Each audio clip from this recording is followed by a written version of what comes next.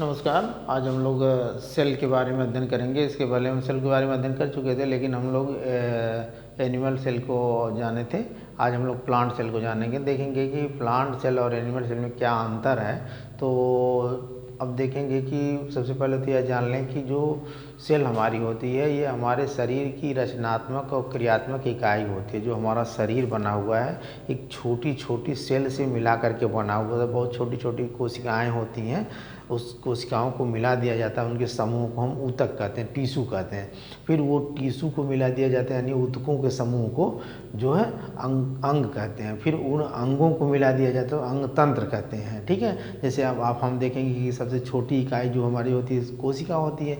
फिर कोशिका के बाद उसको ऊतक कहते हैं। तो उसमें बहुत सारे ऊतक हैं, ऊतक के बारे में आप लोगों को बताएंगे। हैं, संयोजी ऊतक है और एपिथेलियम ऊतक है। तो तमाम इस तरीके से बहुत सारे ऊतक होते हैं, उनके बारे में अध्ययन किया जाएगा।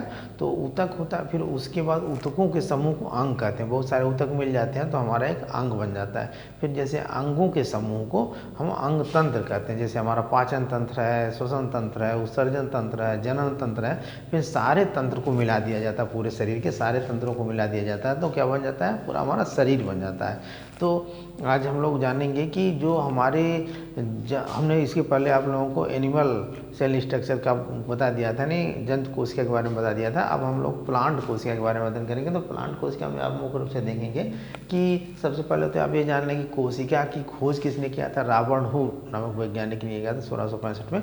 उन्होंने सबसे पहले मृत कोशिका का खोज किया था। लेकिन भाई खोज क्या, चाहे मृत के करे चाहे जीवित के करे, तो उसी ही फादर आप जो है सेल कहा जाता है। नहीं, सबसे पहले खोजकर्ता कौन थे, रॉबर्ट हुक ने किया था। जो ढक्कन होता है, बोतल के ढक्कन के पार्चमेंट में उन्होंने देखा था, मृत कोशिका का अध्ययन किया था। तो उसके बाद एंटोनी वान लीeuwenhoek ने जो जीवित कोशिका का अध्ययन किया। ठीक है, तो बाद में बहुत सारे वैज्ञानिकों ने उस पर अध्ययन किया और बहुत सारी चीज़ें आने लगी। और फिर इसके बाद एक कोशिका सिद्धांत दो वैज्ञानिक ने, स्लाइडेन और स्वान, कोशिका सिद्धांत दिए। उन्होंने कई सिद्धांत दिए हुए कि सबसे जीवन की सबसे छोटी इकाई कोशिका होती है। कोशिका से सारी क्रियाएँ हमारे जीवन की संचालित होती हैं, उसमें सारे कोशिका अंग पाए जाते हैं। तो फिर उसके बाद जो है अब ये देखेंगे कि हमारे शरीर की सबसे छोटी कोशिका क्या होती है। जो हमारे शरीर में सबसे छोटी कोशिका जो होती है स्पर्म की होती है। और सबसे बड़ी कोशिका अगर देखा जाए तो अब देखिए, बड़ी और लंबी में दो तरीके से क्वेश्चन आ सकता है। अगर कहेगा कि बड़ी कोशिका क्या होती है तो आप कहेंगे कि ओवम होती है, अंडाणु होती है। स्पर्म शुक्राणु होती है, सबसे छोटी जो होती है, और बड़ी जो ओवम होती है, अंडाणु होती है। अगर वही लंबी कह दिया, ठीक है, लंबी अगर कह दिया तो हम किसको लगाएंगे, न्यूरॉन्स को लगाएंगे, यानी नर्वस सिस्टम, तंत्रिका कोशिका को लगाएंगे। तो यहाँ देखेंगे, अच्छा, सबसे पूरे यूनिसेलुलर में पूरे ऑल इन वर्ल्ड की बात कर रहे हैं, ये पूरे मैंने ऑल वर्ल्ड का मतलब पूरे सभी जीवों में सबसे छोटी कोशिका प्लाज्मिड की होती है, जो यूनिसेलुलर होती है। और सबसे बड़ी कोशिका कौन सी होती है, शुतुरमुर्ग का अंडा होती है, ये भी आप जानेंगे।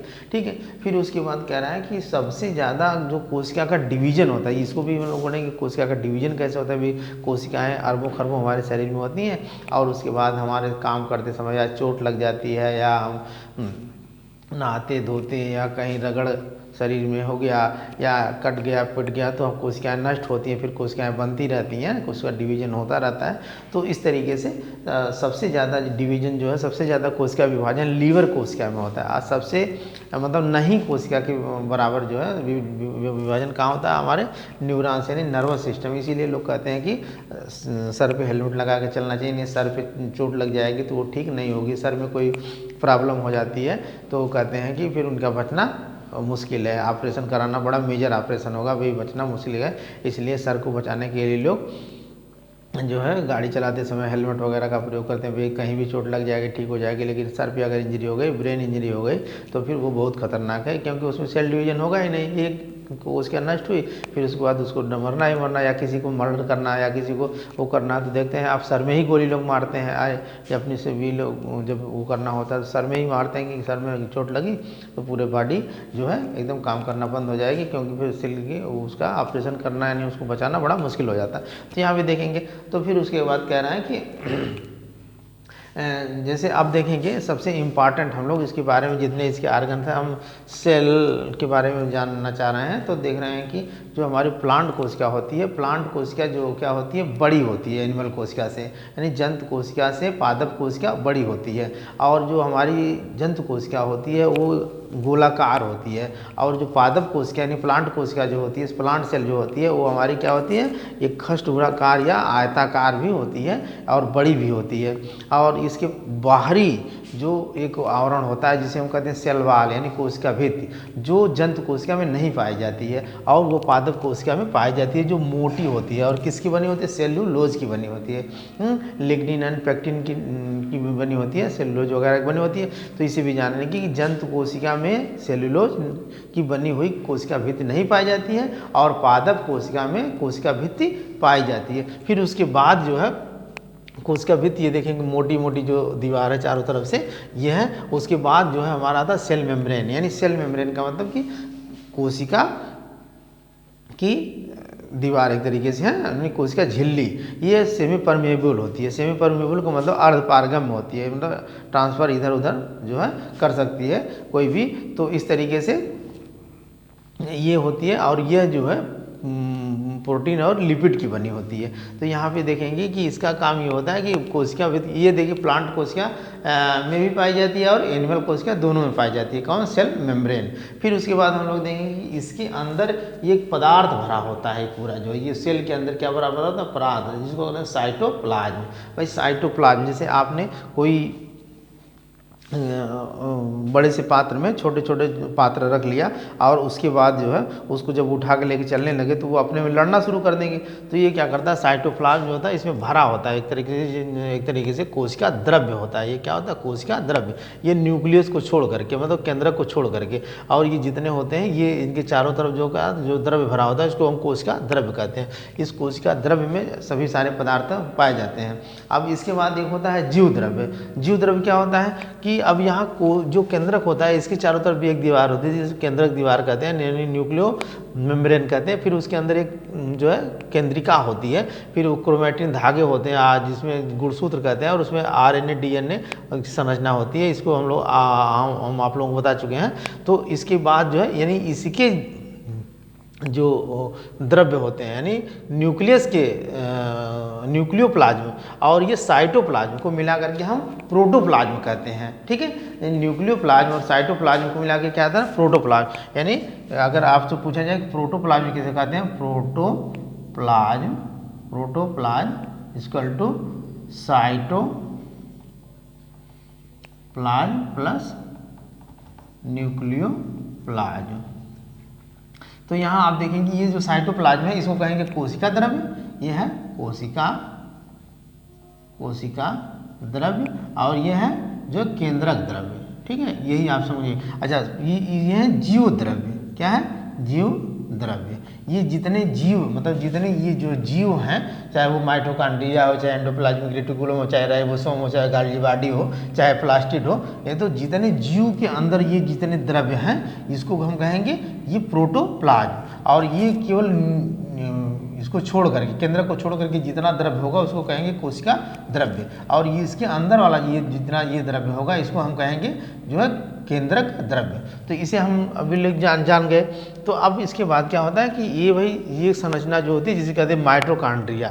माइटोकॉन्ड्रिया खोज किसने किया था, अल्टमान नामक वैज्ञानिक ने किया था, और इसका नाम बेंडा नामक वैज्ञानिक ने माइटोकॉन्ड्रिया का मुख्य काम क्या होता है कि जब हम ऑक्सीजन लेते हैं, श्वसन क्रिया करते हैं, वही हमारे वातावरण में 21% ऑक्सीजन होती है, 78% जो है नाइट्रोजन होती है, और 1% में और सारी गैसें होती हैं। तो आप जानते हैं कि जो 21% हम ऑक्सीजन लेते हैं, यह पूरी की पूरी ऑक्सीजन हमारा लंग्स जो है अवशोषित नहीं करता, केवल 4% ही, मतलब 21% से 4% ही ऑक्सीजन अवशोषित करता है। बाकी ऑक्सीजन यानी नाइट्रोजन तो 78% में जाती है। ऐसा तो नहीं है कि वातावरण से हम केवल 21% ऑक्सीजन ही लेते हैं, यानी 78% नाइट्रोजन भी होती है, 21% ऑक्सीजन होती है, और उसके बाद और 1% और सारी गैसें, आर्गन, नियान, ये सारी गैसें होती हैं। तो ये भी गैसें चली जाती हैं। तो उसमें से क्या होता है कि केवल 4% मतलब कि गैसों को वो लंग्स ले लेता है, और बाकी जो है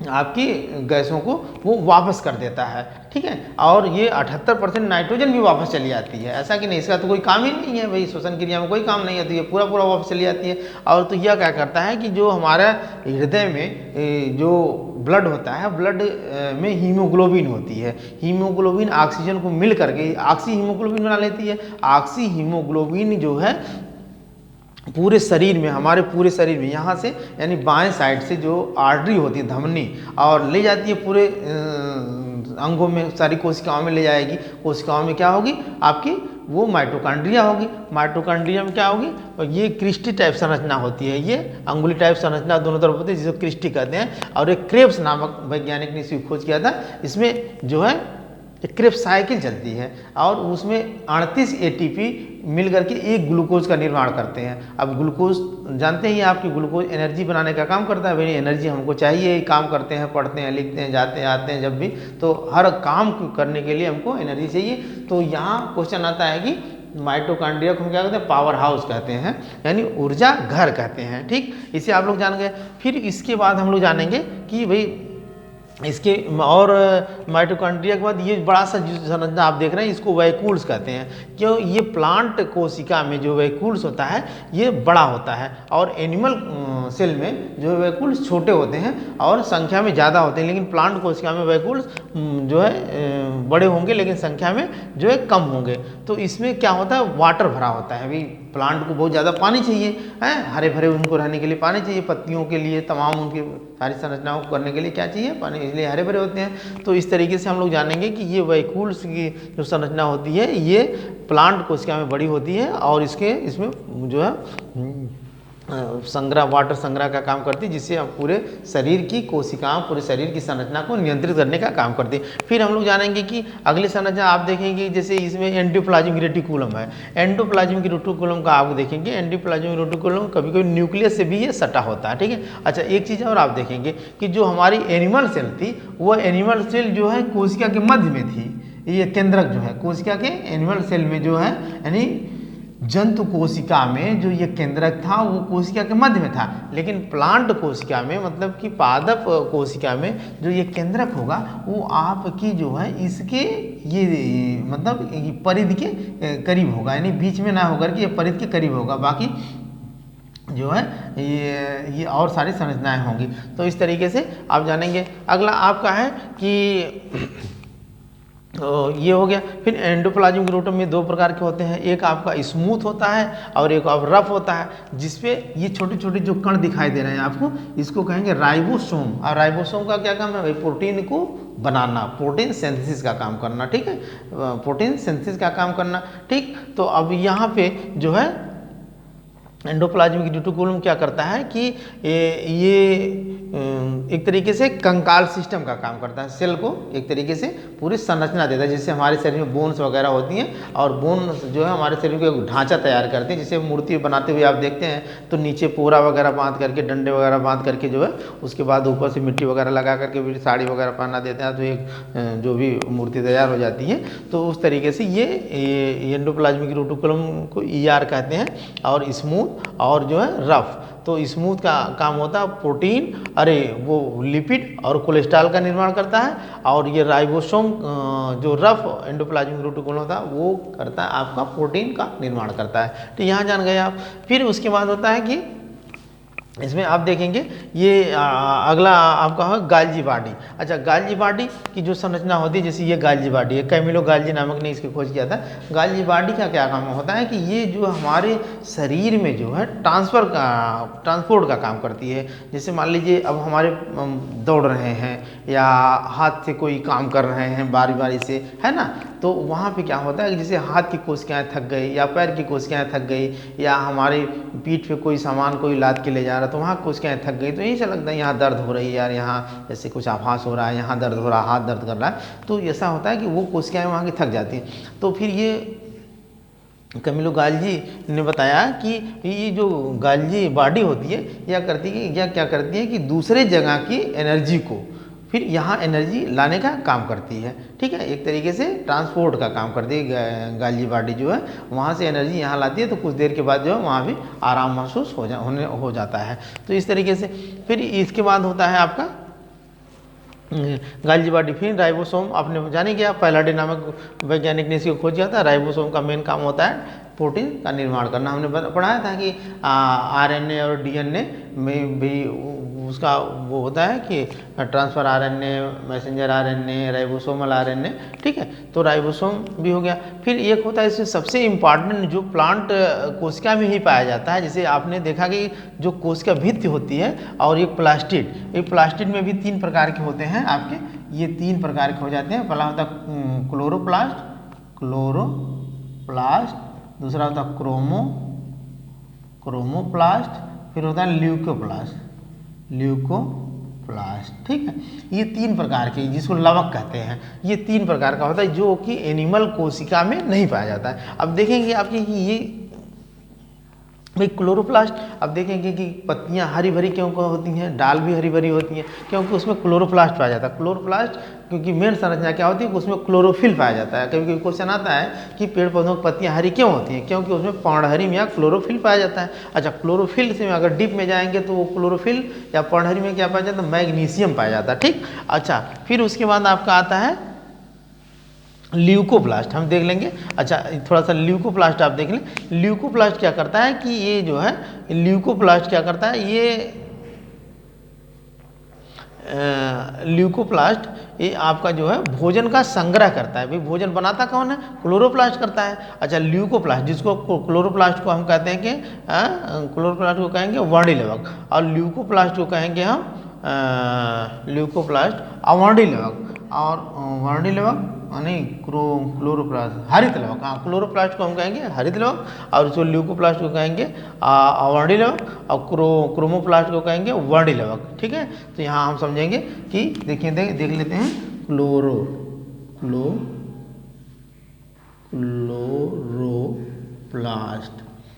और ल्यूकोप्लास्ट और क्रोमोप्लास्ट। अच्छा, क्लोरोप्लास्ट यानी कि हरित लवक, समझ जाते हैं थोड़ा सा, हरित लवक, और ल्यूकोप्लास्ट आवर्णी लवक, ये वर्णी लवक मतलब कलर को देता है। अच्छा, हरित लवक का काम होता है कि मतलब कि भोजन का निर्माण करना, किसके द्वारा, क्लोरोफिल के द्वारा। अवर्णी लवक का काम होता है भोजन का संग्रह करना। अभी भोजन बना तो ये ल्यूकोप्लास्ट, अवर्णी लवक क्या करता है, इस भोजन जो बना लेता है ये पेड़ पौधे पत्तियों के द्वारा। अच्छा, भोजन कैसे बनाते हैं, हमने बताया था आप लोगों को, प्रोटीन सिंथेसिस क्रिया। ये सूर्य आपका हो गया, ये सूर्य हो गया, और यहाँ भी मान लीजिए ये हरी पत्तियाँ हो गई,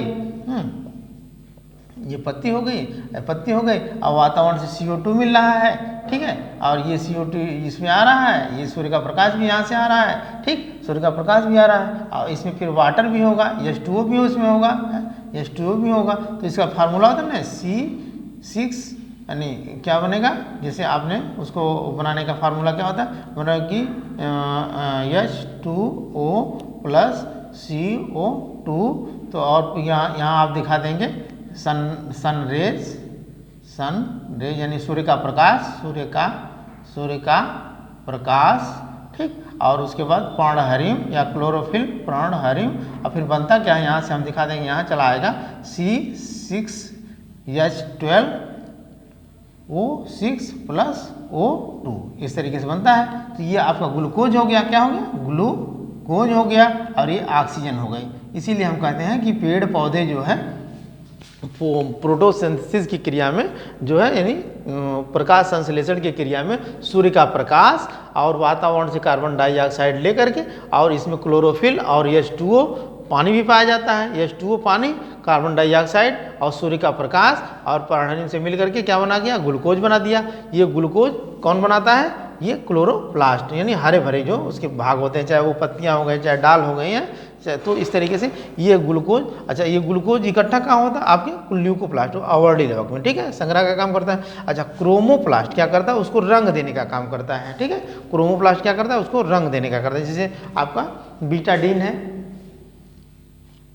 तो विटनिन है तो ये जो है आपके चुकंदर में पाया जाएगा, ल्यूकोप्लास्ट है टमाटर में पाया जाएगा। ठीक है, इस तरीके से ये एक तरीके से वर्णिलवक हो जाते हैं। तो यहाँ आप जान गए कि कभी कभी आता है, इसको अभी प्रकाश संश्लेषण क्या हम डिटेल में आप लोगों को बताएंगे। यहाँ तो हम एनिमल सेल के बारे में थोड़ा सा मतलब ये हो गया। तो फिर अब हम लोग देखेंगे कि ये हो गया, फिर उसके बाद ये सारी संरचना हो गई। फिर उसके बाद ये आप देखेंगे अच्छा एक चीज़ और, जो सेंट्रोसोम होता है ये प्लांट सेल में बहुत छोटे प्लांटों में पाया जाता है। सेंट्रोसोम का काम होता है कि सेल का डिवीजन करना। तो प्लांट सेल में जो सेल लेमिला यानी सेल प्लेट के द्वारा जो है प्लांट सेल में सेल डिवीजन होता है। वही सेंट्रोसोम द्वारा एनिमल सेल में सेल डिवीजन होता है, लेकिन प्लांट में जो है छोटे प्लांटों में, जैसे एक तरीके से कह लिया कि एल्गी और फंगस फंजाई या एल्गी में, यानी हरित नीले हरे शैवाल कह लेंगे, नीले हरे शैवालों में जो है सेंट्रोसोम पाया जाता है। बाकी बड़े प्लांटों में ये सेंट्रोसोम नहीं पाया जाता है, एक तरीके से नहीं के बराबर होता है। इसमें सेल लेमिला पाया जाता है, इसके द्वारा सेल डिवीजन होता है। फिर हम लोग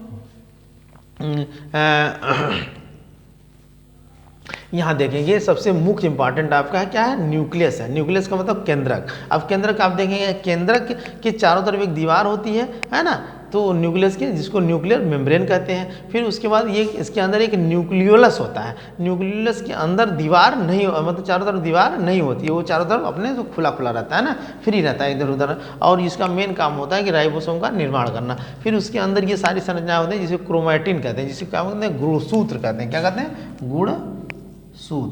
गुणसूत्र, जिसे क्रोमोसोम कहते हैं। हमने इसके बारे में आपको पढ़ाया था, क्रोमोसोम। अब ये क्या करता है, इस पे गुणसूत्र पे क्या पाया जाता है, डीएनए प्लस आरएनए पाया जाता है। अब जिसको हम कहेंगे डीऑक्सी राइबोज न्यूक्लिक एसिड, और आर से आरएनए राइबोज न्यूक्लिक एसिड। और फिर इसी में डीएनए और आरएनए पे क्या पाया जाता है, जीन। क्या पाया जाता है, जीन। जीन क्या करता है, जीन जो है हमारे शरीर की जो माता पिता के द्वारा लक्षण होते हैं उनकी संतानों में जाते हैं, कि इनके द्वारा, जीन के द्वारा, यानी आरएनए और डीएनए के द्वारा। आरएनए का मुख्य काम ये भी होता है प्रोटीन का सिंथेसिस करना, ठीक है। लेकिन छोटे जो बैक्टीरिया और वायरस होते हैं उसमें ये जो है आरएनए जो है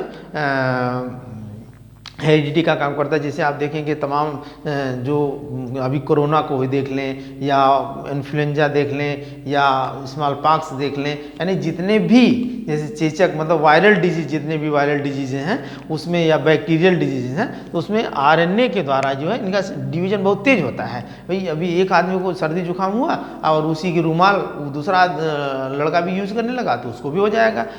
अभी हैजा वगैरह हो गया तो बैक्टीरिया से होता है, वहीं उल्टी किया और वहीं छोटा बच्चा और खेल रहा है तो पता चलता उसको भी हो गया, क्योंकि उसके बैक्टीरिया टूट टूट करके उनका विखंडन होता है ना, उसमें आरएनए ही उसके हेरिडिटी पार्टिकल होते हैं और टूट टूट करके हवा में उड़ते रहते हैं। वो भी सांस लिया, सांस के माध्यम से उसके शरीर में गए और इन्फेक्शन पेट में किए, अब पता चला कि उसको भी उल्टी होने लगी, दस्त होने लगी, है ना। पहले क्या होता था, चेचक वगैरह निकलती थी तो नहीं लोग कहते थे साफ सफाई रखिए, है। यही होता था कि वहाँ भी तमाम इन्फेक्शन फैलता था। वही चेचक के वायरस होते थे, पता चलता था कि उसके आरएनए के द्वारा फटाफट विखंडन होता रहता था। और वहाँ से जो है 1 से 2, 2 से 4, 4 से 8, 8 से 16, 16 से 32, 32 से 64, ऐसे उसका विखंडन है एक तरफ इतना तेज होता था कि पूरा जो है वो रोग फैल जाता था इस तरीके से। तो हम लोग जानेंगे अभी ये जो प्लांट सेल और एनिमल सेल की ये सारी संरचना है, और इसके बारे में जैसे अब क्वेश्चन आता है कि न्यूक्लियस की खोज की रॉबर्ट ब्राउन ने किया था, ठीक। यहाँ ये आपकी संरचना हो गई। और इसके बारे में अभी हम लोग टिश्यू, अब देखिए सेल के बारे में हम लोग टिश्यू का अध्ययन करेंगे कि भाई ऊतक क्या होता है, ऊतक क्या काम है, ठीक है। तो अभी ये यहीं पे ख़त्म होता है। और अगर मेरा पढ़ाया हुआ आप लोगों को पसंद आए तो उसको लाइक करें और कमेंट करें और सब्सक्राइब कर देंगे, तो जो भी मैं पढ़ाऊँगा आप लोगों को उसका नोटिफिकेशन जाएगा, खोल के आप लोग देख लेंगे। विशेषकर आप लोगों का भी लाभ होगा और मेरा भी मनोबल बढ़ेगा कि भाई इतने लोग मेरे पढ़ाए हुए पसंद कर रहे हैं। धन्यवाद।